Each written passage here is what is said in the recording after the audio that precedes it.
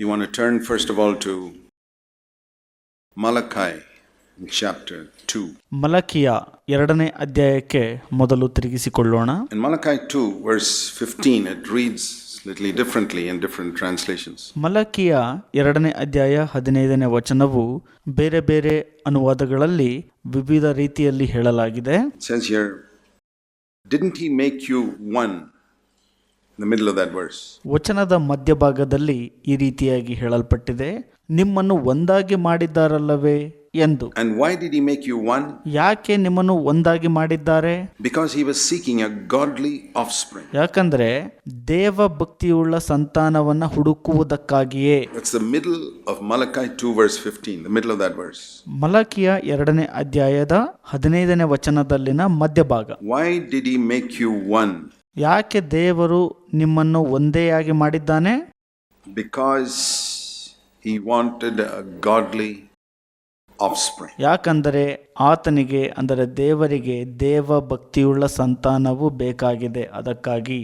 So ಹಾಗಾಗಿ God's purpose in making a husband and wife one ದೇವರ ಉದ್ದೇಶ ಗಂಡ ಮತ್ತು ಹೆಂಡತಿಯನ್ನ ಒಂದಾಗಿ ಮಾಡುವಂಥದ್ದು ಯಾಕಪ್ಪ ಅಂದ್ರೆ is to produce a godly offspring. ದೇವ ಭಕ್ತಿಯುಳ್ಳ ಆ ಒಂದು ಸಂತಾನವನ್ನ ಕೊಡಲು, Not just children, ಕೇವಲ ಮಕ್ಕಳನ್ನು ಅಲ್ಲ, but godly children. ದೈವಿಕ ಮಕ್ಕಳನ್ನಾಗಿ ಕೊಡುವಂಥದ್ದು. So it's very important to remember that ಇದನ್ನ ನೆನಪಿಡುವಂಥದ್ದು ಬಹಳ ಮುಖ್ಯ. that God hasn't united husbands and wives just to become one. ದೇವರು ಕೇವಲ ಗಂಡ ಮತ್ತು ಹೆಂಡತಿಯನ್ನು ಒಂದಾಗಿ ಮಾಡುವಂಥದ್ದು ಮಾತ್ರ ಅಲ್ಲ, Just to be husband and wife, not just to have children, but to have godly children. ಕೇವಲ ಗಂಡ ಮತ್ತು ಹೆಂಡತಿಯನ್ನಾಗಿ ಮಾಡುವಂಥದ್ದಲ್ಲ, ಕೇವಲ ಮಕ್ಕಳನ್ನ ಮಾಡುವಂಥದ್ದಲ್ಲ, ದೈವಿಕ ಮಕ್ಕಳನ್ನಾಗಿ ಬೆಳೆಸುವಂಥದ್ದಾಗಿದೆ. And that's where we really need the help of the Holy Spirit. ಅದಕ್ಕಾಗಿ ನಮಗೆ ಪವಿತ್ರಾತ್ಮನ ಸಹಾಯದ ಅಗತ್ಯತೆ ತುಂಬಾ ಇದೆ. To give us grace to be able to, in an evil world where everything around us is evil. ನಮಗೆ ಒಂದು ಕೃಪೆಯನ್ನು ದೊರಕಿಸಿಕೊಳ್ಳಲು ಪವಿತ್ರಾತ್ಮನ ಸಹಾಯದ ಅವಶ್ಯಕತೆ ಇದೆ. ಈ ಒಂದು ಕೆಟ್ಟ ಲೋಕದಲ್ಲಿ ನಮ್ಮ ಸುತ್ತ ಕೆಟ್ಟದ್ದಿದೆ. To have wisdom, to teach our children God's ways in a world that lies, it's the Bible says the world lies in the power of the evil one. ನಮ್ಮ ಮಕ್ಕಳಿಗೆ ದೈವಿಕ ಮಾರ್ಗವನ್ನು ಕಲಿಸಲು ನಮಗೆ ಜ್ಞಾನದ ಅವಶ್ಯಕತೆ ಇದೆ. ಸತ್ಯವೇದವು ಈ ರೀತಿ ಹೇಳುತ್ತೆ, ಈ ಲೋಕವು ಕೆಡುಕನ ವಶದಲ್ಲಿದೆ ಎಂಬುದಾಗಿ. And to help our children to overcome that power as they grow up. Who can do that? ನಮ್ಮ ಮಕ್ಕಳು ಬೆಳೆಯುವ ಸಂದರ್ಭದಲ್ಲಿ ಈ ಒಂದು ಅಧಿಕಾರವನ್ನ ಅಂದರೆ ಬಲವನ್ನ ಜಯಿಸಲು ನಾವು ಸಹಾಯ ಮಾಡಬೇಕು. ಯಾರು ಮಾಡ್ಲಿಕ್ಕೆ ಸಾಧ್ಯ ಅದು? All our cleverness won't help. ನಮ್ಮ ಎಲ್ಲ ಬುದ್ಧಿವಂತಿಕೆಯು ಸಹಾಯಕ್ಕೆ ಬರೋದಿಲ್ಲ. We can educate our children, feed our children, clothe our children. ನಾವು ನಮ್ಮ ಮಕ್ಕಳಿಗೆ ವಿದ್ಯಾಭ್ಯಾಸ ಕೊಡಬಹುದು, ಪೋಷಿಸಬಹುದು. But to give God what He wants, a godly offspring, that every one of our children will become godly.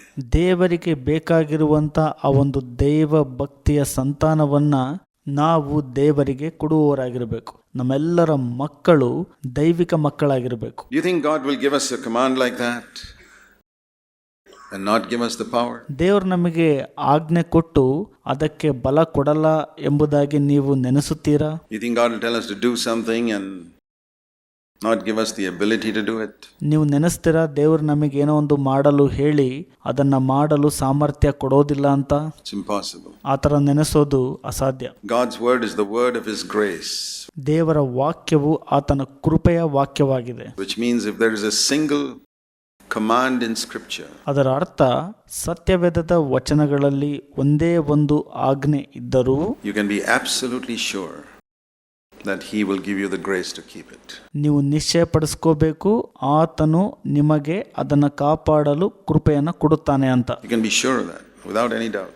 ನೀವು ಯಾವುದೇ ಅನುಮಾನ ಇಲ್ಲದ ಹಾಗೆ ಅದರ ಬಗ್ಗೆ ನಿಶ್ಚಿತತೆಯಿಂದ ಇರಬೇಕು. So that's why when we read something like this, we know that if God wants godly offspring from me and my wife. ಅದಕ್ಕಾಗಿ ನಾವು ಈ ರೀತಿಯಾಗಿ ಓದುವಾಗ, ಹೌದು, ದೇವರು ನಮ್ಮಿಂದ ದೇವ ಭಕ್ತಿಯ ಸಂತಾನವನ್ನ ಬಯಸುತ್ತಿದ್ದಾರೆ, ಅಂದರೆ ನನ್ನಿಂದ ಮತ್ತು ನನ್ನ ಹೆಂಡತಿಯಿಂದ.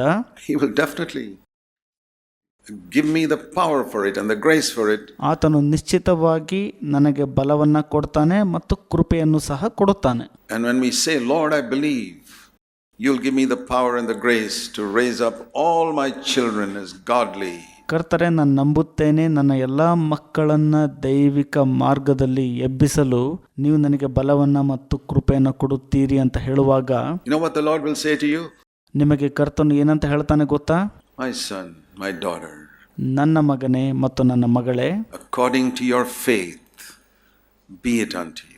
ನಿನ್ನ ನಂಬಿಕೆಗೆ ಅನುಗುಣವಾಗಿ ಅದು ನಿನಗೆ ಆಗಲಿ ಎಂದು ದೇವರು ಹೇಳುತ್ತಾರೆ. But if there are some who say, oh, children are all different, ಆದರೆ ಕೆಲವರು ಹೇಳ್ತಾರೆ, ಓ ಇಲ್ಲ, ಕೆಲವು ಮಕ್ಕಳು ಬಹಳ ವ್ಯತ್ಯಾಸದಿಂದ ಇರ್ತಾರೆ ಅಂತ, we can't expect them all to be the same. ಎಲ್ಲರೂ ಒಂದೇ ತರ ಇರಬೇಕು ಎಂದು ನಿರೀಕ್ಷೆ ಮಾಡಲು ಆಗೋದಿಲ್ಲ ಅಂತ ಹೇಳ್ತಾರೆ. Some will turn out badly. ಕೆಲವರು ಕೆಟ್ಟವರಾಗಿ ಮಾರ್ಪಡಬಹುದು. God will say, according to your faith, be it unto you. ದೇವರು ಹೇಳ್ತಾರೆ, ನಿನ್ನ ನಂಬಿಕೆಗೆ ತಕ್ಕಂತೆ ಅದು ನೆರವೇರಲಿ ಅಂತ. You believe? ನೀವು ನಂಬೋದಾದ್ರೆ, The giants of Canaan are more powerful than Almighty God. ಕಾನಾನಿನ ದೈತ್ಯರು ಸರ್ವಶಕ್ತನಾದ ದೇವರಿಗಿಂತ ಬಲಶಾಲಿ ಎಂದು ನೀವು ನಂಬುವಾಗ, You will never enter the land. ನೀವು ಆ ಒಂದು ಕಾನಾನಿನ ಪ್ರದೇಶವನ್ನು ಪ್ರವೇಶಿಸುವುದಿಲ್ಲ. You believe that the evil in the world is more powerful to influence your children than the power of Almighty God. ಸರ್ವಶಕ್ತನಾದ ದೇವರ ಬಲಕ್ಕಿಂತ ಲೋಕದಲ್ಲಿನ ಕೆಡುಕನ ಆ ಒಂದು ಬಲವು ನಿಮ್ಮ ಮಕ್ಕಳನ್ನ ಪ್ರೇರೇಪಿಸಲು ಶಕ್ತವಾಗಿದೆ ಎಂಬುದನ್ನು ನಂಬೋದಾದ್ರೆ, You will never get godly offspring. ಆಗ ನೀವು ದೈವಿಕ ಸಂತತಿಯನ್ನ ಪಡೆದುಕೊಳ್ಳಲು ಆಗುವುದಿಲ್ಲ. But if you say, Lord, I believe, ಆದರೆ ನೀವು ಹೇಳೋದಾದ್ರೆ, ಕರ್ತನೆ, ನಾನು ನಂಬುತ್ತೇನೆ ಅಂತ, what power can stand against you if you told me that that's why you united us as one? To give us godly offspring? ದೈವಿಕ ಒಂದು ಸಂತತಿಯನ್ನ ಕೊಡಲು ನೀವು ನಮ್ಮನ್ನು ಒಂದಾಗಿ ಮಾಡಿರುವಾಗ ನಿಮ್ಮ ಎದುರಿಗೆ ನಿಲ್ಲುವಂತ ಬಲ ಯಾವುದು ಎಂದು ನೀವು ಹೇಳುವಾಗ ಕರ್ತನಿಗೆ, Well, it shall be so. ಆಗ ಕರ್ತರು ಹೇಳ್ತಾರೆ, ಅದು ಹಾಗೆ ಆಗಲಿ ಅಂತ. You know, when we read a command in scripture or a promise in scripture, ನಾವು ವಚನಗಳಲ್ಲಿ ಆಜ್ಞೆಯನ್ನಾಗಲಿ ಅಥವಾ ವಾಗ್ದಾನವನ್ನಾಗಲಿ ಓದುವಾಗ our duty is only to say amen. ನಮ್ಮ ಕರ್ತವ್ಯ ಏನಪ್ಪಾ ಅಂದ್ರೆ ಆಮೇನ್ ಎಂದು ಹೇಳುವುದಾಗಿದೆ ಅಷ್ಟೇ. It will be so. ಅದು ಹಾಗೆ ಆಗುವುದು ಎಂದು ಹೇಳಬೇಕು. That's an expression of faith. ಅದು ನಂಬಿಕೆಯನ್ನ ತೋರ್ಪಡಿಸುವಂತದ್ದಾಗಿದೆ. And I'll tell you one thing. ನಾನು ನಿಮಗೆ ಒಂದು ಸಂಗತಿ ಹೇಳಕ್ ಇಷ್ಟಪಡ್ತೀನಿ. When we stand before the Lord, it's good to know it now. ಈಗ ತಿಳ್ಕೊಳ್ಳೋದು ಒಳ್ಳೆಯದು. ನಾವು ಕರ್ತನ ಮುಂದೆ ನಿಂತ್ಕೊಂಡಾಗ, You know, it's good to know how to do a mathematics problem before the examination, not after the examination is over. ಪರೀಕ್ಷೆ ಮುಗಿದ ನಂತರ ಅಲ್ಲ, ಪರೀಕ್ಷೆ ಬರುವ ಮೊದಲೇ ಗಣಿತಶಾಸ್ತ್ರವನ್ನ ಹೇಗೆ ಅಭ್ಯಾಸ ಮಾಡೋದು, ಅದನ್ನ ಕಲಿಯೋದು ತಿಳ್ಕೊಂಡ್ರೆ, The examination will be over when we stand before the Christ in the final day. ಕಡೆಯ ದಿನ ಕರ್ತನ ಮುಂದೆ ನಿಂತಾಗ ಪರೀಕ್ಷೆ ಮುಗಿದ ಸಮಯವಾಗಿರುತ್ತದದು. And in that day we will discover ಆ ದಿನ ನಾವು ಗ್ರಹಿಸಿಕೊಳ್ಳೋದೇನಪ್ಪ ಅಂದ್ರೆ, that some people ಕೆಲವು ಜನರು who had real problem children but trusted God, ಅವರಿಗೆ ನಿಜವಾಗಲೂ ಸಮಸ್ಯೆಯುಳ್ಳಂತ ಮಕ್ಕಳು ಇದ್ದರೂ ಕೂಡ ಅವರು ಕರ್ತನಲ್ಲಿ ಭರವಸೆ ಇಟ್ಟರು, produced godly offspring because they trusted him. ಅವರು ಕರ್ತನಲ್ಲಿ ಭರವಸೆ ಇಟ್ಟಿದ್ದರಿಂದ ದೈವಿಕ ಸಂತಾನವನ್ನ ಕೊಡಲು ಶಕ್ತರಾದರು. And those who kept on blaming circumstances and children and evil in the world, and they said it's not possible. ಯಾರೆಲ್ಲ ಪರಿಸ್ಥಿತಿಗಳನ್ನ, ಲೋಕದ ಕೆಡುಕನ್ನ ಮತ್ತು ಮಕ್ಕಳನ್ನ ದೂಷಣೆ ಮಾಡ್ಕೊಂಡು ಕುತ್ಕೊಂಡ್ರಲ್ಲ, ಅದು ಸಾಧ್ಯ ಇಲ್ಲ ಅಂತ ಹೇಳ್ತಿದ್ರಲ್ಲ, It did not happen, and you'll discover in that day ಅದು ಅವರ ಜೀವಿತದಲ್ಲಿ ನೆರವೇರೋದಿಲ್ಲ. ಒಂದು ದಿನ ನೀವು ಅದನ್ನ ಗ್ರಹಿಸ್ಕೊಳ್ತೀರಿ. it had nothing to do with the children. ಅದು ಮಕ್ಕಳೊಟ್ಟಿಗೆ ಮಾಡುವಂತದ್ದೇನೂ ಅಲ್ಲ ಅಲ್ಲಿ. It had nothing to do with the evil circumstances. ಕೆಟ್ಟ ಪರಿಸ್ಥಿತಿಗಳೊಟ್ಟಿಗೂ ಕೂಡ ಏನು ಮಾಡುವಂತದ್ದಲ್ಲ ಅಲ್ಲಿ. It had to do with how much you had faith that an almighty God is more powerful than all the giants of Canaan and all the evil in the world. ಲೋಕದಲ್ಲಿನ ಕೆಟ್ಟದ್ದಕ್ಕಿಂತ ಮತ್ತು ಕಾನಾನಿನ ದೈತ್ಯರಿಗಿಂತ ಸರ್ವಶಕ್ತನಾದ ದೇವರು ಹೆಚ್ಚು ಬಲವುಳ್ಳವನಾಗಿದ್ದಾನೆ ಎಂದು ನಂಬುವುದು ಮುಖ್ಯ ವಿಷಯವಾಗಿರುತ್ತದಲ್ಲಿ. And if a husband and wife, let me tell you this, if a husband and wife unite in prayer, Jesus said, if two of you agree concerning anything, it will be granted by my Father in heaven. ಗಂಡ ಮತ್ತು ಹೆಂಡತಿ, ನಿಮಗೆ ಹೇಳೋದೇನಪ್ಪಾ ಅಂದ್ರೆ, ನೀವು ಗಂಡ ಮತ್ತು ಹೆಂಡತಿ ಒಟ್ಟಾಗಿ ಪ್ರಾರ್ಥಿಸುವಾಗ, ಕರ್ತರಾದ ಯೇಸು ಈ ರೀತಿ ಹೇಳಿದ್ದಾರೆ, ಇಬ್ಬರು ಒಂದೇ ಮನಸ್ಸಿನಿಂದ ಒಂದೇ ವಿಷಯಕ್ಕಾಗಿ ಪ್ರಾರ್ಥಿಸುವಾಗ ಅದು ನಮ್ಮ ಪರಲೋಕದ ತಂದೆಯಿಂದ ಕೊಡಲ್ಪಡುವುದು ಅಂತ. We need to have more faith, brothers and sisters. ಪ್ರಿಯ ಸಹೋದರ ಮತ್ತು ಸಹೋದರಿಯರೇ, ನಮಗೆ ಹೆಚ್ಚಿನ ನಂಬಿಕೆ ಬೇಕಾಗಿದೆ. It's not enough just to come to the meetings and to hear good things and have our external life a little improved. ಕೂಟಕ್ಕೆ ಬರೋದು ಸಾಕಾಗೋದಿಲ್ಲ ಮತ್ತು ಒಳ್ಳೆ ಸಂಗತಿಯನ್ನ ಕೇಳೋದು ಸಾಕಾಗೋದಿಲ್ಲ ಮತ್ತು ಹೊರತೋರಿಕೆ ಜೀವಿತವನ್ನ ಸುಧಾರಿಸಿಕೊಳ್ಳೋದು ಕೂಡ ಸಾಕಾಗೋದಿಲ್ಲ. And we think we are a little better than other Christians and say, oh, we hear wonderful truths here. ನಾವು ಅಂದುಕೊಳ್ಳಬಹುದು ಬೇರೆ ಕ್ರೈಸ್ತರಿಗಿಂತ ನಾವು ಉತ್ತಮರು, ಅದ್ಭುತವಾದ ಸತ್ಯಗಳನ್ನ ನಾವಿಲ್ಲಿ ಕೇಳಿಸ್ಕೊಳ್ತಾ ಇದ್ದೀವಿ ಅಂತ. It's not enough. It's not according to your knowledge be it unto you, it's according to your faith. ಅದು ಸಾಕಾಗುವುದಿಲ್ಲ. ನಿಮ್ಮ ತಿಳುವಳಿಕೆಯಂತೆ ಅಲ್ಲ, ನಿಮ್ಮ ನಂಬಿಕೆಗೆ ಅನುಗುಣವಾಗಿ ಅದು ಕೊಡಲ್ಪಡುವುದು ಅಥವಾ ನೆರವೇರುವುದಾಗಿದೆ. And if you have faith, Jesus said, even if there's a mountain in your way, it can be removed. ಯೇಸು ಸ್ವಾಮಿ ಹೇಳಿದ್ದಾರೆ, ನೀವು ಹಾದು ಹೋಗುವಂತ ಹಾದಿಯಲ್ಲಿ ಒಂದು ಬೆಟ್ಟ ಇದ್ರೂ ಕೂಡ ಅದು ಅಲ್ಲಿಂದ ತೆಗೆದು ಹಾಕಲ್ಪಡುವುದು. Let's have faith for that. ಅದಕ್ಕಾಗಿ ನಂಬಿಕೆಯುಳ್ಳವರಾಗಿರ್ರಿ. Some of you who have problems or who may have problems in the days to come with some of your children. ನಿಮ್ಮಲ್ಲಿ ಕೆಲವರಿಗೆ ಸಮಸ್ಯೆ ಇರಬಹುದು, ಬರುವಂತ ದಿನಗಳಲ್ಲಿ ನಿಮ್ಮ ಮಕ್ಕಳ ವಿಷಯವಾಗಿ ಸಮಸ್ಯೆಗಳನ್ನ ಎದುರಿಸಬಹುದು. It's like a mountain. ಅದು ಒಂದು ಬೆಟ್ಟದಂತೆ. Let's say, Lord, you said you're seeking a godly offspring. ನೀವು ಹೇಳ್ರಿ, ಕರ್ತರೆ, ನೀವು ದೈವಿಕ ಸಂತತಿಯನ್ನ ಎದುರು ನೋಡ್ತಾ ಇದ್ದೀರಿ ಅಥವಾ ಹುಡುಕ್ತಾ ಇದ್ದೀರಿ. Why did you make us one, Lord? ಯಾಕೆ ನೀವು ನಮ್ಮನ್ನ ಒಂದಾಗಿ ಮಾಡಿದ್ದೀರಿ ಕರ್ತರೆ? Why did you make me and my wife one? ಯಾಕೆ ನೀವು ನನ್ನನ್ನ ಮತ್ತು ನಮ್ಮ ಹೆಂಡತಿಯನ್ನ ಒಂದಾಗಿ ಮಾಡಿದ್ದೀರಿ? The answer is you're seeking a godly offspring. Then fulfill it in my life. I believe you'll do it. ಅದಕ್ಕೆ ಉತ್ತರ ಏನಪ್ಪಾ ಅಂದ್ರೆ ದೈವಿಕ ಸಂತತಿಯನ್ನು ಹುಡುಕುವಂತದ್ದಾಗಿದೆ. ಹಾಗಿದ್ದಲ್ಲಿ ಕರ್ತರೆ, ಅದನ್ನ ನನ್ನ ಜೀವಿತದಲ್ಲಿ ನೆರವೇರಿಸ್ರಿ, ನಾನು ನಂಬ್ತೀನಿ ನೀವು ಇದನ್ನ ಮಾಡ್ತೀರಿ ಅಂತ ಹೇಳುವರಾಗಿರ್ರಿ. So let's have faith. ಹಾಗಾಗಿ ನಂಬಿಕೆಯುಳ್ಳವರಾಗಿರ್ರಿ. You know, sometimes we read we read that beautiful story in Matthew 17. Let me turn you there. ನಾವು ಮತ್ತಾಯ 17ನೇ ಅಧ್ಯಾಯದಲ್ಲಿ ಒಂದು ಸುಂದರವಾದ ಕಥೆಯನ್ನ ಓದಿಕೊಳ್ಳುತ್ತೇವೆ.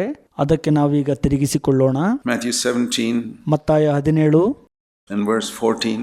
14ನೇ ವಚನ. Matthew 17 verse 14. ಮತ್ತಾಯ 17:14. From out of the crowd a man came up to Jesus. ಆ ಜನಸಮೂಹದ ಬಳಿಯಿಂದ ಒಬ್ಬ ಮನುಷ್ಯನು ಯೇಸುವಿನ ಬಳಿಗೆ ಬರ್ತಾನೆ. Put yourself there. ಅಲ್ಲಿ ನಿಮ್ಮನ್ನ ಹಾಕಿಕೊಳ್ಳ್ರಿ. You fathers and mothers, put yourself there. ನೀವು ತಂದೆ ತಾಯಿ, ನಿಮ್ಮನ್ನ ನೀವು ಆ ಸ್ಥಳದಲ್ಲಿ ಇಟ್ಕೊಳ್ರಿ. A woman came up to Jesus. A man came up to Jesus and falling on his knees. ಪುರುಷನು ಯೇಸುವಿನೊಟ್ಟಿಗೆ ಬರುವಂತದ್ದು, ಸ್ತ್ರೀಯು ಯೇಸುವಿನ ಬಳಿಗೆ ಬರುವಂತದ್ದು, ಬಂದು ಅಲ್ಲಿ ಮೊಣಕಾಲೂರಿ Before said, Lord, please have mercy on my son. ಕರ್ತರೆ, ನನ್ನ ಮಗನ ಮೇಲೆ ಕರುಣೆ ಇಡು. Please have mercy on my daughter. ನನ್ನ ಮಗಳ ಮೇಲೆ ಕರುಣೆ ಇಡು. For he behaves like a lunatic. ಕೆಲವೊಮ್ಮೆ ಆತನು ಹುಚ್ಚನಂತೆ ವರ್ತಿಸುತ್ತಾನೆ. He behaves like a worldly person. ಲೌಕಿಕ ವ್ಯಕ್ತಿಯಂತೆ ವರ್ತಿಸುತ್ತಾನೆ. He's growing up ungodly. ಅದೈವಿಕ ಮಾರ್ಗದಲ್ಲಿ ಬೆಳೀತಾ ಇದ್ದಾನೆ. He is spiritually very ill. ಆತನು ಆತ್ಮಿಕವಾಗಿ ತೀರಾ ಅನಾರೋಗ್ಯಕ್ಕೆ ಈಡಾಗಿದ್ದಾನೆ. He often does a lot of stupid things. ಆತನು ಅನೇಕ ಬಾರಿ ಮೂಢ ಸಂಗತಿಗಳನ್ನ ಮಾಡ್ತಾನೆ. I brought him to your disciples. They could do nothing for him. ನಿಮ್ಮ ಶಿಷ್ಯಂದ್ರ ಬಳಿಗೆ ಆತನನ್ನ ಕರೆತಂದ್ವಿ, ಅವ್ರೇನು ಮಾಡ್ಲಿಕ್ಕೆ ಆಗ್ಲಿಲ್ಲ. I come to you. And Jesus said, ನಾನು ನಿಂಬಳಿಗೆ ಬಂದಿದ್ದೀನಿ ಸ್ವಾಮಿ ಅಂತ ಹೇಳುವಾಗ ಯೇಸು ಸ್ವಾಮಿ ಹೇಳ್ತಾರೆ, bring him to me. Verse 17, last part. Bring him here to me. 17ನೇ ವಚನ ಕಡೆ ಭಾಗ, ನನ್ನ ಬಳಿಗೆ ತೆಗೆದುಕೊಂಡು ಬನ್ನಿರಿ ಎಂದು ಯೇಸು ಹೇಳುತ್ತಾರಲ್ಲಿ. Have you heard that? ನೀವು ಅದನ್ನು ಕೇಳಿಸ್ಕೊಂಡ್ರ? You got more than one child? Bring them here to me. ನಿಮಗೆ ಒಂದಕ್ಕಿಂತ ಹೆಚ್ಚು ಮಕ್ಕಳಿದ್ದಾರಾ? ಅವ್ರನ್ನ ನನ್ನ ಬಳಿ ಕರ್ಕೊಂಡು ಬನ್ರಿ. I say, Lord, I bring them before you. ಕರ್ತರೆ, ನಿಮ್ಮ ಬಳಿಗೆ ಅವರನ್ನ ಕರೆ ತಂದಿದ್ದೇವೆ. The child didn't have any faith. It was the father who had faith. ಮಕ್ಕಳಿಗೆ ನಂಬಿಕೆ ಇಲ್ಲ, ಆದರೆ ತಂದೆಗೆ ನಂಬಿಕೆ ಇರುವಂತದ್ದಾಗಿದೆ ಅಲ್ಲಿ. It's a mother who can have faith. It doesn't matter if the children don't have. ಮಕ್ಕಳಿಗೆ ನಂಬಿಕೆ ಇಲ್ಲ ಅಂದ್ರೂ ಪರವಾಗಿಲ್ಲ, ತಾಯಿಗೆ ನಂಬಿಕೆ ಇರುವಂತದ್ದು ಮುಖ್ಯವಾದ ವಿಷಯವಾಗಿದೆ ಅಲ್ಲಿ. Such a great example of a father who had a needy child. ತಂದೆಗೆ ಒಂದು ಅಗತ್ಯತೆ ಉಳ್ಳಂತ ಮಗು ಇರುವಂತದ್ದು ಒಂದು ದೊಡ್ಡ ಮಾದರಿಯಾಗಿದೆ. Took him to this church, that church, to all the brothers and sisters, nothing could do for them. ಆ ಸಭೆಗೆ ಈ ಸಭೆಗೆ ಸಹೋದರ ಮತ್ತು ಸಹೋದರಿ ಬಳಿಗೆ ತೆಗೆದುಕೊಂಡು ಹೋಗುವಂತದ್ದು ಅವ್ರ ಕೈಲಿ ಏನು ಮಾಡ್ಲಿಕ್ಕೆ ಆಗ್ತಿರೋದಿಲ್ಲ. He brought him to Jesus. ಆತನು ಯೇಸು ಸ್ವಾಮಿ ಬೆಳೆಗೆ ಕರೆತರ್ತಾನೆ. And in a moment, what a word it says, the boy was cured at once. ಆ ಒಂದು ಕ್ಷಣ ಮಾತ್ರದಲ್ಲೇ ಆ ಒಂದು ವಚನ ಹೇಳುತ್ತೆ, ಆಗ ಹುಡುಗನು ಆ ಗಳಿಗೆಯಲ್ಲಿಯೇ ಸ್ವಸ್ಥನಾದನು ಎಂಬುದಾಗಿ. According to your faith be it unto you. ನಿಮ್ಮ ನಂಬಿಕೆಗೆ ತಕ್ಕಂತೆ ಆಗಲಿ. We can read books on bringing up children. ನಮ್ಮ ಮಕ್ಕಳನ್ನ ಬೆಳೆಸುವಂತ ವಿಷಯಕ್ಕೆ ಅನೇಕ ಪುಸ್ತಕಗಳನ್ನ ಓದಬಹುದು ನಾವು. Many people have asked me to write. ಅನೇಕ ಜನರು ನನಗೆ ಕೇಳಿದ್ದಾರೆ ಪುಸ್ತಕ ಬರೆಯುವಂತೆ ಈ ವಿಷಯವಾಗಿ. Brother Zach, you've written many books. ಸಹೋದರ ಜಾಕ್ ರವರೇ, ಅನೇಕ ಪುಸ್ತಕಗಳನ್ನ ಬರೆದಿದ್ದೀರಿ. There are very few people who have godly children. Why don't you write a book about bringing up children? ಕೆಲವರು ಮಾತ್ರ ದೈವಿಕ ಮಕ್ಕಳನ್ನ ಹೊಂದಿರುವಂತದ್ದಾಗಿದೆ. ನೀವು ಯಾಕೆ ಮಕ್ಕಳನ್ನ ಬೆಳೆಸುವಂತ ವಿಷಯಕ್ಕೆ ಪುಸ್ತಕ ಬರೀಬಾರ್ದು ಅಂತ. And I said, no, I won't write that. ನಾನು ಹೇಳಿದೆ, ಇಲ್ಲ, ನಾನು ಬರೆಯೋದಿಲ್ಲ ಅಂತ. Because it had nothing to do with me. ಯಾಕಂದ್ರೆ ಅದು ನನ್ನೊಟ್ಟಿಗೆ ಆಗುವಂತದ್ದಲ್ಲ. It was God. 100%. 100% ಅದಕ್ಕೆ ದೇವರೇ ಕಾರಣನಾಗಿದ್ದಾನೆ. What will I write in a book? ನಾನು ಏನ್ ಪುಸ್ತಕದಲ್ಲಿ ಬರೀಬೇಕು? God did it all in spite of my mistakes and my failures. ನನ್ನ ಎಲ್ಲ ಸೋಲು ಮತ್ತು ತಪ್ಪುಗಳು ಇದ್ರೂ ಕೂಡ ಅದನ್ನೆಲ್ಲ ಹೊರತುಪಡಿಸಿ ದೇವರು ಮಾಡಿದ್ದಾರೆ. We would just fall on our knees, my wife and I, and say, Lord, do something for our children. That's all. That's the end of the book. ಆ ಒಂದು ಪುಸ್ತಕದ ಕಡೆಯಲ್ಲಿ ಏನು ಬರೀಬಹುದಪ್ಪ ಅಂದ್ರೆ, ನಾನು ಮತ್ತು ನನ್ನ ಹೆಂಡತಿ ಮೊಣಕಾಲೂರಿ, ಕರ್ತರೆ ನಮ್ಮ ಮಕ್ಕಳಿಗಾಗಿ ಏನಾದರೂ ಒಂದನ್ನು ಮಾಡ್ರಿ ಅಂತ ಹೇಳಿರುವಂಥದ್ದನ್ನು ಬರೀಬಹುದಷ್ಟೇ. All these techniques, there are so many people write books just to make money. ಹಣವನ್ನ ಮಾಡ್ಕೊಳ್ಳೋದಕ್ಕೋಸ್ಕರ ಅನೇಕ ಜನರು ಏನಾದರೂ ಒಂದು ತಂತ್ರಗಳನ್ನ ಹೂಡಿ ಪುಸ್ತಕ ಬರೀತಾರೆ. You can read all the techniques and all the books on parenting and everything else in the world and tell you. ಈ ಲೋಕದಲ್ಲಿ ಮಕ್ಕಳನ್ನ ಬೆಳೆಸುವಂತ ವಿಷಯಕ್ಕೆ ಸಂಬಂಧಪಟ್ಟಂತೆ ತಂತ್ರಗಳನ್ನ ಉಪಯೋಗಿಸಿ ಪುಸ್ತಕಗಳನ್ನ ಬರೀಬಹುದು. ಆದ್ರೆ ಹೇಳ್ತೇನೆ ನಿಮಗೆ, there's nothing superior to the Bible. ಆದ್ರೆ ಬೈಬಲ್ಗಿಂತ ಯಾವುದು ಉನ್ನತವಾಗಿಲ್ಲ. Bring your child before Jesus from a very young age. ನಿಮ್ಮ ಮಗುವನ್ನ ಚಿಕ್ಕಂದಿನಲ್ಲಿರುವಾಗಲೇ ಯೇಸುವಿನ ಬಳಿಗೆ ಕರೆದುಕೊಂಡು ಬನ್ನಿರಿ. Hold that child up before Jesus, father and mother. ತಂದೆ ಮತ್ತು ತಾಯಿ ಯೇಸುವಿನ ಬಳಿಗೆ ಆ ಮಗುವನ್ನ ಹಿಡಿದಿಟ್ಟುಕೊಳ್ಳ್ರಿ. And say, Lord, let this child grow up to love you, fear you. ಹೇಳ್ರಿ, ಕರ್ತರೆ ಈ ಮಗುವು ನಿಮಗೆ ಭಯಪಡಲು ಮತ್ತು ನಿಮ್ಮನ್ನ ಪ್ರೀತಿಸಲು ಬೆಳೆಯುವಂತೆ ಸಹಾಯ ಮಾಡ್ರಿ ಅಂತ. To be another generation of witnesses for you in this ungodly world. ಈ ಒಂದು ಅದೈವಿಕ ಲೋಕದಲ್ಲಿ ಮುಂದೆ ನಿಮಗೆ ಒಂದು ಸಂತತಿಯಾಗಲಿ, ಇದು ನಿಮಗಾಗಿ ಸಾಕ್ಷಿಯಾಗಿರಲು ಅಂತ ಹೇಳ್ರಿ. Yeah, it says all must prophesy. ಹೌದು, ಎಲ್ಲರೂ ಪ್ರವಾದಿಸಬೇಕು ಎಂಬುದಾಗಿ ವಾಕ್ಯ ಹೇಳುತ್ತೆ. I'll tell you what I prayed for my own children. ನಾನು ಕೂಡ ನಮ್ಮ ಮಕ್ಕಳಿಗಾಗಿ ಪ್ರಾರ್ಥನೆ ಮಾಡಿದ್ದೀನಿ ಈ ರೀತಿ. Lord, I pray that all my children will prophesy. ಕರ್ತರೆ ನನ್ನ ಎಲ್ಲಾ ಮಕ್ಕಳು ಪ್ರವಾದಿಸುವವರಾಗಿರಬೇಕು ಎಂಬುದಾಗಿ. I have 14 grandchildren, 8 grandsons and 6 granddaughters. You know what I pray for them? ನನಗೆ 14 ಜನ ಮೊಮ್ಮಕ್ಕಳಿದ್ದಾರೆ. 8 ಜನ ಗಂಡು ಮೊಮ್ಮಕ್ಕಳು, 6 ಜನ ಹೆಣ್ಣು ಮೊಮ್ಮಕ್ಕಳು. ಅವರಿಗಾಗಿ ನಾನೇನು ಪ್ರಾರ್ಥನೆ ಮಾಡ್ತೇನೆ ಗೊತ್ತಾ? I never pray they'll be great in the world or they'll be rich. ಅವರು ಲೋಕದಲ್ಲಿ ತುಂಬಾ ದೊಡ್ಡ ವ್ಯಕ್ತಿಗಳಾಗಬೇಕು ಅಥವಾ ಐಶ್ವರ್ಯವಂತರಾಗಬೇಕು ಎಂಬುದನ್ನು ಪ್ರಾರ್ಥಿಸೋದಿಲ್ಲ. I pray, Lord, that's the third generation. I want all of them to prophesy. ಇದು ಒಂದು 3ನೇ ಸಂತತಿಯಾಗಿದೆ. ಅವರೆಲ್ಲರೂ ಪ್ರವಾದಿಸುವವರಾಗಿರಬೇಕು ಎಂಬುದಾಗಿ ನಾನು ಪ್ರಾರ್ಥಿಸ್ತೀನಿ ದೇವರ ಬಳಿ. That's what I pray. ಅಷ್ಟೇ ನಾನು ಪ್ರಾರ್ಥನೆ ಮಾಡುವಂಥದ್ದು. I don't know what you pray for your children, grandchildren. That's what I pray. Honestly. ನನಗೆ ಗೊತ್ತಿಲ್ಲ ನಿಮ್ಮ ಮಕ್ಕಳಿಗಾಗಿ ಮತ್ತು ಮೊಮ್ಮಕ್ಕಳಿಗಾಗಿ ಏನಂತ ಪ್ರಾರ್ಥನೆ ಮಾಡ್ತೀರಿ ಅಂತ. ಪ್ರಾಮಾಣಿಕವಾಗಿ ನಾನು ಪ್ರಾರ್ಥನೆ ಮಾಡೋದು ಅಷ್ಟೇ. So many mornings I get up and I pray that. ಅನೇಕ ಬೆಳಗಿನ ಸಮಯಗಳಲ್ಲಿ ನಾನು ಈ ರೀತಿ ಪ್ರಾರ್ಥನೆ ಮಾಡಿದ್ದೇನೆ. What else to pray for? I don't care if they live in a small house. ಇನ್ನೇನಂತ ಪ್ರಾರ್ಥನೆ ಮಾಡಲಿ? ಅವರು ಒಂದು ಸಣ್ಣ ಮನೆಯಲ್ಲಿ ವಾಸ ಮಾಡಿದ್ರು ಕೂಡ ನಾನು ಅಷ್ಟು ತಲೆ ಕೆಡಿಸ್ಕೊಳ್ಳಲ್ಲ. It doesn't interest me. I'm thinking of eternity. ನನಗೆ ಅದರಲ್ಲಿ ಆಸಕ್ತಿ ಇಲ್ಲ. ನಾನು ನಿತ್ಯತ್ವದ ಕುರಿತಾಗಿ ಯೋಚನೆ ಮಾಡ್ತೀನಿ. I'm thinking of they're doing something for Jesus who died for them, gave his life for them. ಕರ್ತರಾದ ಯೇಸು ಅವರಿಗಾಗಿ ಮರಣ ಹೊಂದಿ ತಮ್ಮ ಜೀವವನ್ನ ಅವರಿಗಾಗಿ ಕೊಟ್ಟಿದ್ದಾರೆ. If God provides them with other things, that's extra. Praise the Lord, but that's not the main thing. ದೇವರು ಏನಾದರೂ ಇತರೆ ಒದಗಿಸಿಕೊಟ್ರೆ ಅವರಿಗೆ ಅದು ದೇವರಿಗೆ ಸ್ತೋತ್ರ, ಆದರೆ ಅದು ಮುಖ್ಯ ಸಂಗತಿಯಲ್ಲ. That there'll be witnesses in their generation. Pray for that, my brothers and sisters. I'll tell you something. ಅವರಿರುವಂಥ ಸಂತತಿಯಲ್ಲಿ ಸಾಕ್ಷಿಗಳಾಗಿರಬೇಕು. ಪ್ರಿಯ ಸಹೋದರ ಮತ್ತು ಸಹೋದರಿಯರೇ, ನಾನು ನಿಮಗೆ ಹೇಳಕ್ಕೆ ಇಷ್ಟಪಡ್ತೀನಿ, ಅವರಿಗಾಗಿ ಪ್ರಾರ್ಥಿಸ್ರಿ. God does not listen to the words we speak from our mouth.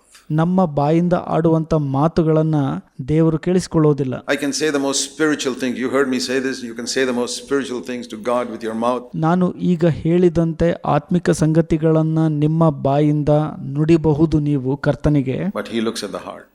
ಆದರೆ ದೇವರು ಹೃದಯವನ್ನ ನೋಡುವಾತನಾಗಿದ್ದಾನೆ. And if deep down in your heart that is not what you desire for your children, but you desire something else, God will answer that prayer. ನಿಮ್ಮ ಹೃದಯದ ಅಂತರಾಳದಲ್ಲಿ ನೀವು ಹೇಳುವಂತದ್ದರ ಬಯಕೆ ಅದಿಲ್ಲ, ಬೇರೆ ಇದೆ ಎನ್ನುವಾಗ ದೇವರು ಅದಕ್ಕೆ ಉತ್ತರ ಕೊಡುವವರಾಗಿರುತ್ತಾರೆ. What you desire deep down in your heart for your children may be something else.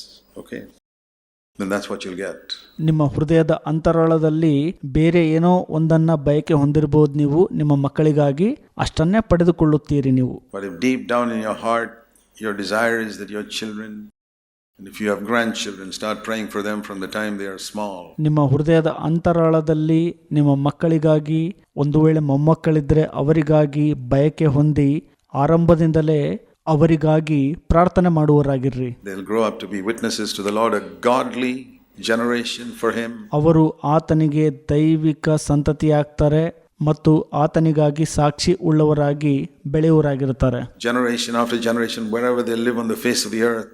ಸಂತತಿಯಿಂದ ಮತ್ತೊಂದು ಸಂತತಿಗೆ ಅವರು ಭೂಲೋಕದಲ್ಲಿ ಎಲ್ಲೇ ವಾಸ ಮಾಡಿದ್ರು, I can tell you in Jesus' name, ಯೇಸುವಿನ ನಾಮದಲ್ಲಿ ನಿಮಗೆ ಹೇಳಕ್ ಇಷ್ಟಪಡ್ತೀನಿ, God will answer your prayer. ದೇವರು ನಿಮ್ಮ ಪ್ರಾರ್ಥನೆಗೆ ಉತ್ತರ ಕೊಡ್ತಾರೆ. Is it possible that a man can bring a child to Jesus when he was on earth? ಇದು ಸಾಧ್ಯವಿದೆನಾ? ಒಬ್ಬ ಮನುಷ್ಯನು ತನ್ನ ಮಗುವನ್ನ ಯೇಸು ಸ್ವಾಮಿ ಇಹಲೋಕದಲ್ಲಿರುವಾಗ ಆತನ ಬಳಿಗೆ ಕರೆತರುವಂತದ್ದು, A desperate need, and say, Lord, I can do nothing for my son. ಒಂದು ದೊಡ್ಡ ಅಗತ್ಯತೆಯೊಂದಿಗೆ ಬಂದು ಕರ್ತರೆ ನನ್ನ ಮಗನಿಗೆ ನನ್ನಿಂದ ಮಾಡಲು ಏನೂ ಇಲ್ಲ ಅಂತ ಹೇಳುವಾಗ, Your disciples can do nothing. ನಿಮ್ಮ ಶಿಷ್ಯಂದ್ರು ಕೂಡ ಏನು ಮಾಡ್ಲಿಕ್ಕೆ ಆಗ್ತಿಲ್ಲ, Can you do something? ನೀವು ಏನಾದ್ರೂ ಒಂದನ್ನ ಮಾಡ್ತೀರಾ ಅಂತ ಹೇಳುವಾಗ, And Jesus said in another passage, it says, if you can believe. ಯೇಸು ಸ್ವಾಮಿ ಮತ್ತೊಂದು ಭಾಗದಲ್ಲಿ ಹೇಳ್ತಾರೆ, ನೀನು ನಂಬುವುದಾದರೆ ಅಂತ. Don't say to me if I can, if you can believe, ನಾನು ಮಾಡಲು ಆಗತ್ತಾ ಅಂತ ಹೇಳಬೇಡ, ನೀನು ನಂಬುತ್ತೀಯಾ, it'll be done. ಆಗ ಅದು ನೆರವೇರುತ್ತದೆ. Sometimes we say that to the Lord, Lord, if you can. ಕೆಲವೊಮ್ಮೆ ನಾವು ಕರ್ತನಿಗೆ ಈ ರೀತಿ ಹೇಳ್ತೇವೆ, ಕರ್ತರೆ ನಿಮ್ಮ ಕೈಲಿ ಆಗೋದಾದ್ರೆ ಅಂತ. It's very interesting in Mark's gospel, same passage. ಮಾರ್ಕನು ಬರೆದ ಸುವಾರ್ತೆಯಲ್ಲಿ ಇದೇ ಭಾಗ ಆಸಕ್ತಿಕರ ವಿಷಯ ತುಂಬಿದೆ. ಅಲ್ಲಿ He came to Jesus and said, if you can do something, and Jesus said, if you can believe. ಒಬ್ಬನು ಬಂದು ಯೇಸುವಿಗೆ ಹೇಳ್ತಾನೆ, ನಿಮ್ಮ ಕೈಲಿ ಸಾಧ್ಯವಾದ್ರೆ ಮಾಡ್ತೀರಾ ಅಂತ. ಯೇಸು ಸ್ವಾಮಿ ಹೇಳ್ತಾರೆ, ನೀನು ನಂಬೋದಾದ್ರೆ ಅಂತ. And that's what the Lord says. ಅದನ್ನೇ ಕರ್ತನು ಹೇಳುವಂತದ್ದಾಗಿದೆ. If you can believe, all things are possible. ನೀವು ನಂಬುವುದಾದರೆ ಎಲ್ಲವೂ ಸಾಧ್ಯವಾಗುತ್ತದೆ. I believe that with all my heart. ನಾನು ಮನಪೂರ್ವಕವಾಗಿ ಅದನ್ನ ನಂಬುವನಾಗ್ತೇನೆ. We live in a generation where they use that verse only to make money. ನಾವು ಯಾವ ಒಂದು ಜನಾಂಗದಲ್ಲಿ ಬದುಕ್ತಾ ಇದೀವಪ್ಪ ಅಂದ್ರೆ, ಆ ಒಂದು ವಚನವನ್ನ ಹಣವನ್ನು ಮಾಡಲು ಉಪಯೋಗಿಸುವಂತ ಜನರ ಮಧ್ಯದಲ್ಲಿ ಬದುಕ್ತಾ ಇದೀವಿ. Oh, if I can believe, I can get a better house, a better car, and healthy. ನಾನು ನಂಬುತ್ತೇನೆ, ಉತ್ತಮ ಮನೆ, ಉತ್ತಮ ಕಾರ್ ದೊರಕಿಸಿಕೊಳ್ಳುತ್ತೇನೆ, ಆರೋಗ್ಯವುಳ್ಳವನಾಗ್ತೇನೆ ಅಂತ. I'll tell you honestly, I'm not interested in house, car, or even health. ನಾನು ಹೇಳಕ್ ಇಷ್ಟಪಡ್ತೀನಿ, ನನಗೆ ಮನೆ, ಕಾರ್, ಆರೋಗ್ಯದಲ್ಲೂ ಕೂಡ ನನಗೆ ಆಸಕ್ತಿ ಇಲ್ಲ. I want to spend my days. ನಾನು ನನ್ನ ದಿನಗಳನ್ನ ವ್ಯಯಿಸಬೇಕು ಎಲ್ಲಿ ಅಂದ್ರೆ, if I live to be 100 years old, I want to be a witness for Christ till my dying day or till the Lord calls me home, if I'm raptured. ನಾನು 100 ವರ್ಷ ಬದುಕಿದ್ರೂ ಕೂಡ ಕರ್ತನಿಗಾಗಿ ಸಾಕ್ಷಿ ಉಳ್ಳವನಾಗಿ ಬದುಕಲು ಇಷ್ಟಪಡ್ತೇನೆ. ನಾನು ಸಾಯೋ ದಿನದವರೆಗೂ ಅಥವಾ ಕರ್ತನು ನನ್ನನ್ನು ಕರೆಯುವವರೆಗೂ ಅಥವಾ ನಾನು ಎತ್ತಲ್ಪಡುವವರೆಗೂ ಕೂಡ. And exactly the same thing I desire for all my children and grandchildren. ನನ್ನ ಎಲ್ಲ ಮಕ್ಕಳಿಗೆ ಮತ್ತು ಮೊಮ್ಮಕ್ಕಳಿಗೆ ಅದೇ ಬಯಕೆಯನ್ನು ನಾನು ಹೊಂದಿದ್ದೇನೆ. I urge you, ನಾನು ನಿಮಗೆ ಒತ್ತಾಯಪಡಿಸುತ್ತೇನೆ, if you have been gripped by the message in CFC, ನೀವು CFC ಸಭೆಯಲ್ಲಿ ಸಂದೇಶಗಳನ್ನು ಹಿಡಿದಿಟ್ಟುಕೊಂಡವರಾದ್ರೆ, that should be your desire for your children. ನಿಮ್ಮ ಮಕ್ಕಳಿಗೆ ಅದೇ ನಿಮ್ಮ ಬಯಕೆ ಆಗಿರುತ್ತದೆ. That they will come under the government of God in their lives. ಅವರು ತಮ್ಮ ಜೀವಿತದಲ್ಲಿ ದೇವರ ಸರ್ಕಾರದ ಅಡಿಯಲ್ಲಿ ಬರುವವರಾಗಿರುತ್ತಾರೆ. May it be so. ಅದು ಹಾಗೆ ಆಗಲಿ. May none of our children, I'm not just interested that our children should not go to hell. ಕೇವಲ ನನ್ನ ಆಸಕ್ತಿ ನನ್ನ ಎಲ್ಲ ಮಕ್ಕಳು ನರಕಕ್ಕೆ ಹೋಗಬಾರದು ಎಂಬುದಾಗಿ ಮಾತ್ರ ಇರೋದಲ್ಲ. That our children should be baptized. I'm not at all happy. ನನ್ನ ಮಕ್ಕಳು ದೀಕ್ಷಾ ಸ್ನಾನ ಹೊಂದಬೇಕು ಅನ್ನುವಂಥದ್ದಾಗ್ಲಿ ಅದರಲ್ಲಿ ನನ್ನ ಮುಖ್ಯ ಸಂತೋಷ ಇರೋದಿಲ್ಲ. Just children are baptized, so what? ನನ್ನ ಮಕ್ಕಳು ದೀಕ್ಷಾ ಸ್ನಾನ ಪಡ್ಕೊಂಡ್ರು ಕೂಡ ಏನಿವಾಗ. Simon the magician was baptized and he went to hell. ಮಂತ್ರವಾದಿಯಾದಂತ ಸಿಮೋನನು ದೀಕ್ಷಾ ಸ್ನಾನ ಪಡೆದುಕೊಂಡು ನರಕಕ್ಕೆ ಹೋದನು. They must be bold, flaming witnesses, spirit-filled witnesses for Christ in their generation. ಅವರು ಧೈರ್ಯವುಳ್ಳಂತ, ಉರಿಯುವಂತ ಮತ್ತು ಆತ್ಮಭರಿತ ಸಾಕ್ಷಿಯಾಗಿರಬೇಕು ಕ್ರಿಸ್ತನಿಗಾಗಿ. Let's make that the burden of our heart ಅವು ನಮ್ಮ ಹೃದಯದ ಭಾರವಾಗಿರಲಿ. We know you're a sincere Christian if that is the burden of your heart for your children. Then you know you're a sincere Christian. ನೀವು ಗಂಭೀರವಾದಂಥ ಕ್ರೈಸ್ತರು ಅಂತ ಹೇಗೆ ಗೊತ್ತು ಮಾಡ್ಕೊಳ್ಳೋದಪ್ಪ ಅಂದ್ರೆ, ನಿಮ್ಮ ಮಕ್ಕಳಿಗಾಗಿ ನಿಮ್ಮ ಹೃದಯದಲ್ಲಿ ಆ ಥರ ಭಾರ ಇತ್ತಪ್ಪ ಅಂದ್ರೆ ನೀವು ನಿಜವಾದ ಅಂದ್ರೆ ಗಂಭೀರವಾದ ಕ್ರೈಸ್ತರಾಗಿರ್ತೀರಿ. I've often said, ನಾನು ಯಾವಾಗಲೂ ಹೇಳ್ತೇನೆ, what you desire for your children deep down in your heart, ನಿಮ್ಮ ಹೃದಯದ ಅಂತರಾಳದಲ್ಲಿ ನಿಮ್ಮ ಮಕ್ಕಳಿಗಾಗಿ ಯಾವ ರೀತಿಯ ಬಯಕೆಯನ್ನು ಹೊಂದಿರ್ತೀರಲ್ಲ, that shows what you really desire. ಅದು ತೋರಿಸುತ್ತೆ ನೀವು ಏನನ್ನ ಬಯಸುವವರಾಗಿರ್ತೀರಿ ಅಂತ. If you desire that they should be great in the world, that is really your desire, even though you may have this religious Christian whitewash. ಅವರು ಲೋಕದಲ್ಲಿ ಬಹಳ ದೊಡ್ಡವರಾಗಬೇಕು ಎಂದು ನೀವು ಬಯಸುವಾಗ ಅದು ನಿಜವಾಗಿಯೂ ನಿಮ್ಮ ಬಯಕೆಯೇ ಆಗಿರುತ್ತದೆ. ಹೊರಗಿನ ತೋರಿಕೆಯಲ್ಲಿ ನೀವು ಒಳ್ಳೆಯ ಕ್ರೈಸ್ತನಂತೆ ತೋರಿ ಬಂದರೂ ಸಹ. And if it is like that, ask God to change your heart and show you the things that are eternal, valuable. ನಿಮ್ಮ ಬಯಕೆ ಅದಾಗಿತ್ತು ಅಂದ್ರೆ ಕರ್ತನನ್ನ ಕೇಳ್ಕೊಳ್ರಿ, ನಿಮ್ಮ ಹೃದಯವನ್ನ ಬದಲಾಯಿಸುವಂತೆ, ಯಾವುದು ಮೌಲ್ಯ ಮತ್ತು ನಿತ್ಯತ್ವ ಉಳ್ಳದ್ದಾಗಿದೆಯಲ್ಲ ಅದನ್ನ ತೋರಿಸುವಂತೆ ಕರ್ತನಲ್ಲಿ ಕೇಳಿಕೊಳ್ಳ್ರಿ. To me, when I say this is what I seek for my children, other people are seeing something great in the earth. ನಾನು ಈ ರೀತಿ ಹೇಳುವಾಗ ಅಂದ್ರೆ ಬೇರೆಯವರು ತಮ್ಮ ಮಕ್ಕಳಿಗೆ ಲೋಕದಲ್ಲಿ ದೊಡ್ಡತನವನ್ನು ನೋಡ್ತಾ ಇದ್ದಾರೆ, ನಾನು ನನ್ನ ಮಕ್ಕಳಿಗಾಗಿ ಇದನ್ನ ಹುಡುಕ್ತಿದ್ದೀನಿ ಅಂತ ಹೇಳುವಾಗ, it's like in an earthly sense, it's like I'm collecting real money and those people are collecting, the games they have with paper money. ಅದು ಯಾವ ತರ ಅಂದ್ರೆ, ಲೋಕದ ಪ್ರಕಾರವಾಗಿ ನಾನು ನಿಜವಾದ ಹಣವನ್ನ ಸಂಗ್ರಹಿಸುತ್ತೇನೆ, ಅವರು ಮಕ್ಕಳು ಆಟ ಆಡುವಂತ ನಕಲಿ ಕಾಗದದ ಹಣವನ್ನ ಹೊಂದಿದ್ದಾರೆ ಎಂದು ಹೇಳುವ ಹಾಗೆ. This is the real thing, to live for God, ದೇವರಿಗಾಗಿ ಜೀವಿಸಲು ಇದೇ ನಿಜವಾದ ಸಂಗತಿಯಾಗಿದೆ. so that for millions of years in eternity you and your children and grandchildren, ನಿತ್ಯತ್ವದ ಕಾಲದಲ್ಲಿ ಅನೇಕ ವರ್ಷಗಳ ಕಾಲದಲ್ಲಿ ನೀವು, ನಿಮ್ಮ ಮಕ್ಕಳು, ನಿಮ್ಮ ಮೊಮ್ಮಕ್ಕಳು will be able to rejoice that you lived for the right thing instead of wasting your lives on earth. ಲೋಕದಲ್ಲಿ ನಿಮ್ಮ ಜೀವಿತವನ್ನ ವ್ಯರ್ಥ ಮಾಡಿಕೊಳ್ಳದೆ ಸರಿಯಾದದ್ದನ್ನ ಮಾಡಿದ್ದೀರಿ ಎನ್ನುವಂತ ವಿಷಯದಲ್ಲಿ ಸಂತೋಷ ಪಡ್ತೀರಿ ನಿತ್ಯತ್ವದಲ್ಲಿ. May God bless you. ದೇವರು ನಿಮ್ಮೆಲ್ಲರನ್ನ ಆಶೀರ್ವದಿಸಲಿ. The closest to heaven that we see on earth is what you just saw in the pulpit. Not me, those children. ಇಹಲೋಕದಲ್ಲಿ ಪರಲೋಕಕ್ಕೆ ಬಹಳ ಹತ್ತಿರವಾದದ್ದು ಏನಪ್ಪಾ ಅಂದರೆ, ಈಗ ತಾನೇ ನೀವು ನೋಡಿದ್ರಲ್ಲ ಈ ವೇದಿಕೆಯಲ್ಲಿ, ಅದು ನಾನಲ್ಲ, ಅದು ಈ ಮಕ್ಕಳಾಗಿದ್ದಾರೆ. It's the closest to heaven you can see on this earth. ಪರಲೋಕಕ್ಕೆ ಬಹಳ ಹತ್ತಿರವಾದದ್ದನ್ನ ಇಹಲೋಕದಲ್ಲಿ ನೀವು ನೋಡಬಹುದಾಗಿದೆ. Praise the Lord that we can see such examples on earth that we can follow. ದೇವರಿಗೆ ಸ್ತೋತ್ರ, ಇಂತಹ ಒಂದು ಮಾದರಿಯನ್ನ ಭೂಲೋಕದಲ್ಲಿ ನಾವು ನೋಡುವಂತದ್ದು, ಅದನ್ನ ನಾವು ಹಿಂಬಾಲಿಸಬಹುದಾಗಿದೆ. Those who have no high thoughts about themselves, ತಮ್ಮ ಬಗ್ಗೆ ಬಹಳ ಉನ್ನತ ಮಟ್ಟದ ಆಲೋಚನೆಯನ್ನ ಹೊಂದಿರದೆ ಇರುವಂತವರ ಮಾದರಿ ಅದು. those who don't pretend to be something they are not. ಅವರು ಏನಾಗಿಲ್ಲಲ್ಲ ಆ ರೀತಿ ಇದೀನಿ ಅಂತ ನಟನೆ ಮಾಡೋದಿಲ್ಲ. ಅವರು They are just themselves. ತಾವು ತಾವಾಗಿಯೇ ಇರುವಂತ. It's easy to fellowship with brothers and sisters who don't pretend to be spiritual, who are just themselves. ಮತ್ತು ತಾವು ಆತ್ಮಿಕರು ಎಂದು ನಟನೆ ಮಾಡದಂತ ಸಹೋದರ ಮತ್ತು ಸಹೋದರಿಯರೊಟ್ಟಿಗೆ ಅನ್ಯೂನತೆ ಮಾಡುವಂಥದ್ದು ಬಹಳ ಸುಲಭ. If they are 5 years old, they don't pretend to be 25. Isn't it good? ಅವರು 5 ವರ್ಷ ವಯಸ್ಸಿನವರಾಗಿರುವಾಗ ತಾವು 25 ವರ್ಷದವರು ಎಂದು ನಟನೆ ಮಾಡೋದಿಲ್ಲ. ಅದು ಒಳ್ಳೇದಲ್ವಾ ಹಾಗಾದ್ರೆ? Brothers and sisters who don't pretend to be up here spiritually when they are here spiritually. ಪ್ರಿಯ ಸಹೋದರ ಮತ್ತು ಸಹೋದರಿಯರೇ, ನೀವು ಆತ್ಮಿಕವಾಗಿ ಇಲ್ಲಿ ಕೆಳಗಿರುವಾಗ ಮೇಲಿದ್ದೇನೆ ನಾನು ಆತ್ಮಿಕವಾಗಿ ಎಂದು ನಟನೆ ಮಾಡಬೇಡ್ರಿ. I always tell people, don't pretend to be spiritual. Just be yourself. ನಾನು ಜನರಿಗೆ ಯಾವಾಗಲೂ ಹೇಳೋದೇನಪ್ಪ ಅಂದ್ರೆ, ಆತ್ಮಿಕರಂತೆ ನಟನೆ ಮಾಡಬೇಡ್ರಿ, ನೀವು ನೀವಾಗಿರ್ರಿ ಎಂಬುದಾಗಿ ಹೇಳ್ತೇನೆ ನಾನು. And we'll get along fine. ಆಗ ನಾವು ಒಟ್ಟಾಗಿ ಸೇರಬಹುದು ಎಂಬುದಾಗಿ ಹೇಳ್ತೀನಿ ನಾನು. It's very difficult to fellowship with anybody who is pretending. ಯಾರು ನಟನೆಯನ್ನ ಮಾಡ್ತಿರ್ತಾರಲ್ಲ ಅಂಥವರೊಟ್ಟಿಗೆ ಅನ್ಯೂನ್ಯತೆಯನ್ನು ಮಾಡುವಂಥದ್ದು ಬಹಳ ಕಠಿಣ. Using language, words, ಭಾಷೆಯನ್ನ ಮತ್ತು ಪದಗಳನ್ನ ಉಪಯೋಗಿಸುವಂಥದ್ದು, praying in a certain way to impress. ಮೆಚ್ಚಿಸುವುದಕ್ಕೆ ಅನುಗುಣವಾಗಿ ಪ್ರಾರ್ಥಿಸುವಂಥದ್ದು. I shrink away from such people. ಅಂಥವರಿಂದ ನಾನು ಹಿಂದಕ್ಕೆ ಹೋಗ್ಬಿಡ್ತೀನಿ. It's almost impossible for me to fellowship with them. ಅಂಥವರೊಟ್ಟಿಗೆ ಅನ್ಯೂನ್ಯತೆ ಮಾಡುವಂಥದ್ದು ನನಗೆ ಅಸಾಧ್ಯವಾದ ಕೆಲಸ ಯಾವಾಗಲೂ. That's one of the great things we can learn from children. ಅದಕ್ಕಾಗಿ ನಾವು ಚಿಕ್ಕ ಮಕ್ಕಳಿಂದ ಇಂತಹ ದೊಡ್ಡ ಪಾಠಗಳನ್ನ ಕಲಿತುಕೊಳ್ಳಬಹುದಾಗಿದೆ. Be natural. Be yourself. ನೀವು ನೀವಾಗಿಯೇ ಇರ್ರಿ. ಸ್ವಾಭಾವಿಕವಾಗಿರ್ರಿ. We cannot become great men and women of God overnight. It takes time. ನಾವು ಒಂದೇ ರಾತ್ರಿಯಲ್ಲಿ ದೇವರ ದೊಡ್ಡ ಪುರುಷ ಮತ್ತು ಸ್ತ್ರೀ ಆಗಲು ಆಗೋದಿಲ್ಲ. ಇದು ಸಮಯ ಹಿಡಿಯತ್ತೆ. And the child understands. It's not a grown man. ಮಗು ಅದನ್ನ ಅರ್ಥ ಮಾಡ್ಕೊಳ್ಳುತ್ತೆ. ಅದು ಬೆಳೆದಿರುವಂತ ಮನುಷ್ಯ ಆಗಿರೋದಿಲ್ಲ ಇನ್ನ. It's a little baby. It'll grow up. ಅದು ಇನ್ನ ಸಣ್ಣ ಶಿಶು, ಇನ್ನ ಮುಂದೆ ಬೆಳೆಯತ್ತದು. And little by little it grows and we see it's growing. ಸ್ವಲ್ಪವಾಗಿ ಅದು ಬೆಳೆಯುತ್ತಾ ಹೋಗುತ್ತದೆ. ಅದು ಬೆಳೆಯುವಂಥದ್ದನ್ನ ನಾವು ನೋಡುವವರಾಗ್ತೇವೆ. That's how it is to be spiritually. ಆತ್ಮಿಕವಾಗಿಯೂ ಕೂಡ ಅದೇ ರೀತಿಯಾಗಿದೆ. Don't ever try to impress if you want to grow spiritually. If you want to be part of God's kingdom. ನೀವು ಆತ್ಮಿಕವಾಗಿ ಬೆಳೆಯಬೇಕು ಅಂದ್ರೆ ಮತ್ತು ದೇವರ ರಾಜ್ಯದ ಭಾಗವಾಗಬೇಕು ಅಂತ ಅಂದ್ರೆ ಯಾವತ್ತೂ ಕೂಡ ಮೆಚ್ಚಿಸುವಂತ ಪ್ರಯತ್ನ ಮಾಡಬೇಡ್ರಿ ಯಾರನ್ನು.